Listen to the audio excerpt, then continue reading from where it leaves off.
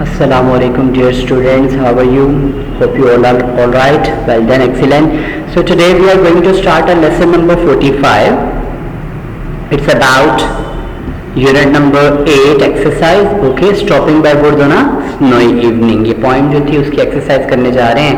But before going to start exercise, we should focus on theme again because theme आपको help करता है, रहनुमाई देता है. So look at the theme.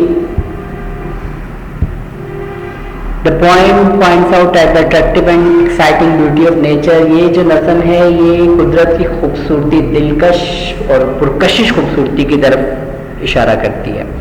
And simultaneously hints at the need to carry with the daily affairs of life. और ज़िंदगी के जो रोज़ के मामलात हैं उनको निभाने के लिए भी ये आपको साथ साथ इशारा देती है कि उनको भी निभाएं, उनको भी हम छोड़ नहीं सकते. और जो तसव्वुराती दुनिया होती है वो आपको अपनी तरफ खींचती है, दावत देती है. But you must maintain balance between the world of reality and imagination. लेकिन आपको तसव्वुर और हकीकत दोनों की ज़िंदगी में एक तवाज़ुन कायम रखना होता है. आप किसी एक की तरफ नहीं झुक सकते.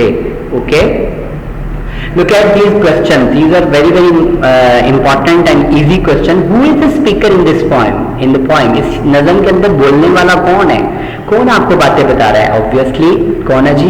Poet खुद है. Poet himself is the speaker of this poem.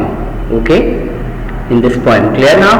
Whom does the speaker refer to in the first stanza of the poem? पहले stanza में शायर किसकी तरफ इशारा कर रहा है, किसको मुखातिब कर रहा है, किसके बारे में बात कर रहा है?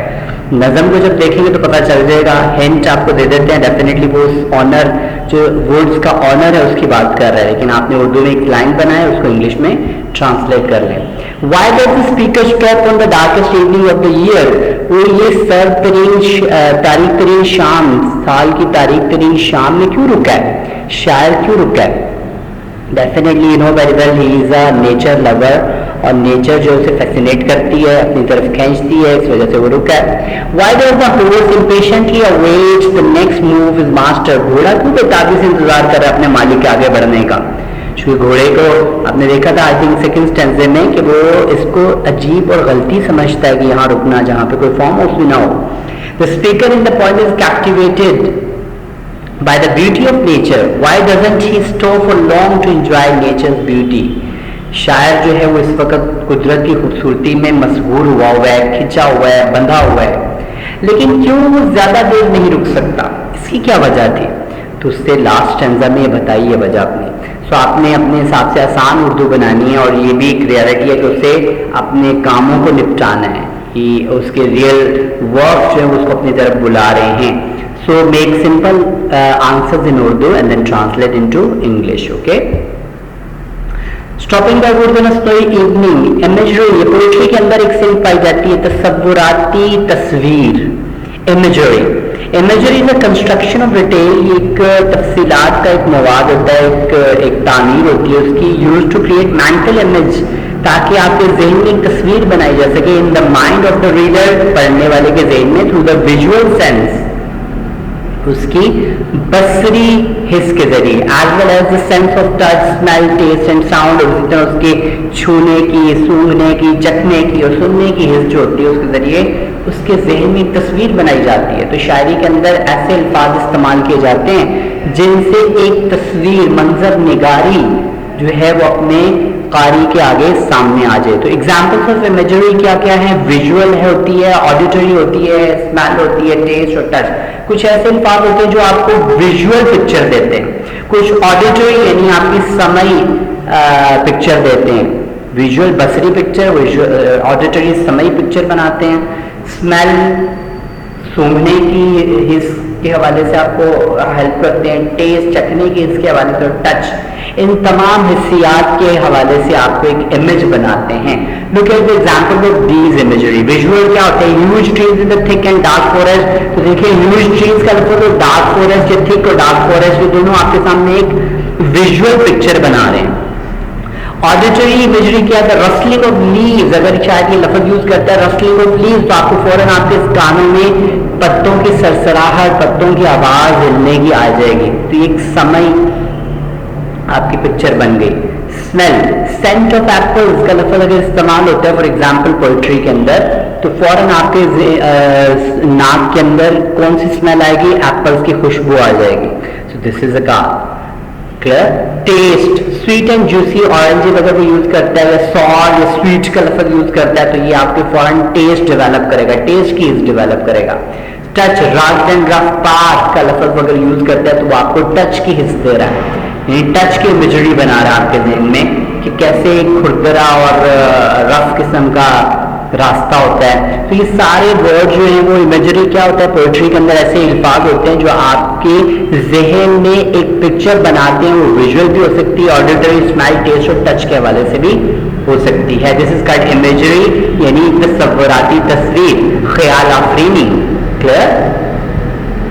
Look at this, here are some words opposite in meaning, match the columns. कुछ वर्ड ऑपोजिट्स दिए गए हैं, उनको आपने मैच करना है. तो विलेज, और this is the technique, you must use this technique here कि जो आसान होते हैं उनको मैच कर लिया जाए और जो मुश्किल होते हैं फिर उन पर गौर फिक्र किया जाए, to decrease your burden of mind. Okay, so village का पता है हमें, ये सिटी होता है, मैच कर लिया. स्टॉपिंग, रुकना होता है, तो मूविंग, चलना होता है. स्नो थोड़ा मुश्किल है, थोड़ा छोड़ दें. फ्रोजन को भी छोड़. डार्केस्ट, तारीख तरीन, ब्राइटेस्ट. साउंड, आवाज को कहते हैं, तो साइलेंस, खामोशी को कहते हैं. डाउनी को भी छोड़ दें. डीप, गहरे को कहते हैं, तो शैलो, कम सतही, कम गहरा. अब देखिए जो बचते हैं हमारे पास स्नो, तो पहले हम ये देख लेते हैं कि फ्रोजन जमे को कहते हैं तो मेल्ट, पिघले हुए को कहते हैं. स्नो बर्फ को कहते हैं, तो वाटर पानी को कहते हैं. डाउनी का हार्ड ही होगा. Clear. Through this technique you can solve these matching columns, के जो आसान होते हैं उनको सॉल्व कर लें, फिर मुश्किल वालों को बाद में ले लें. Clear. Look at this paraphrase the following. Paraphrase the following, इसको देखिए इस पैराफ्रेज को आप आसान इंग्लिश में कैसे एक्सप्लेन कर सकते हैं. The woods are lovely dark and deep, but I have promises to keep and miles to go before I sleep and miles to go before I sleep. The last stanza of the poem. So the poet Robert Frost must use the name of the poet.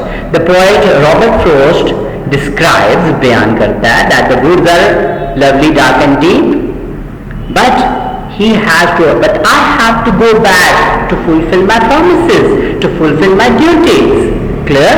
So, and miles to go before I sleep and miles to go before sleep I have to perform my duties. So that's why I have to go back. मुझे वापस जाना चाहिए, मुझे अपने फराइज अंजाम करनी है. तो होने से पहले I have to fulfill my all duties, my responsibilities, my obligations. So आसान से आसान इंग्लिश में भी आप इसको एक्सप्लेन कर सकते हैं. Look at this activity. Circle the correct option. आपने पॉइंट पढ़ी, पॉइंट की अंडरस्टैंडिंग चेक करते हैं कि क्या है. The point is suggestive of profound thoughts about, कौन सी शदीद ख्याल की तरफ इशारा कर रही है. A scene of woods in winter, reality of life and death, a song of enjoyment. तो देखते हैं क्या है. A scene of woods in winter, बज़ाहिर तो scene of woods in winter ही है, लेकिन उसके अंदर वो गहरी थॉट क्या दे रही थी, वो सॉन्ग ऑफ एंजॉयमेंट दे रही थी. नहीं, तो पहली दो ऑप्शन, इसमें भी क्या होता है कि जो इररेलेवेंट ऑप्शन उसको कैंसिल कर दें, अ सॉन्ग ऑफ एंजॉयमेंट नहीं है. इन दो ऑप्शन पे गौर करते हैं. तो a scene of woods in winter वो तो बज़ाहिर है, बट गहरी सोच क्या, reality of life and death है. Clear. Now the poem presents a conflict between, किन दो चीजों के दरमियान एक कश्मकश चल रही है. The poet and his friend के दरमियान कश्मकश चल रही है. नहीं. The poet and forces of nature के दरमियान चल रही है. Now the obligation of life and desire to escape from them. Obligation of life, जिंदगी के जो फराइज और उनसे भागना, वो नेचर की तरफ आ रहा है तो जिंदगी के फराइज से भाग रहा है, और जिंदगी के फराइज जिंदगी की तरफ जब आएगा, रियलिटी की तरफ आएगा, तो इनके दरमियान एक कश्मकश है. The second option is correct.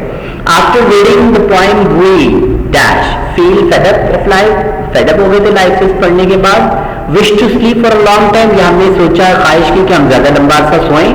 You get ready to face the challenges of life. क्या ऑप्शन ठीक है? Definitely the third one is correct. The poem conveys to us only dash. A surface meaning बताती है, profound thought बताती है, no meaning at all. Definitely a profound thought. Dark will symbolize, ये जो घने तारीख जंगल है, ये किस चीज की अक्कासी करते हैं? घने जंगल जो है, तो darkness spread around the poet, इसकी अक्कासी कर रहे हैं. Death and departure to another world, मौत और रवानगी दूसरी दुनिया की तरफ, या darkness in the mind of quite. So first option is not relevant, third option is also not relevant, second one is relevant. So through this you can solve this activity कि आप irrelevant आंसर्स को cancel कर दें, जो बच जाते हैं उन पर गौर फिक्र करें and find out the right answer. Wish you all the best बेटा, do your work with concentration. All the best, take care, Allah Hafiz.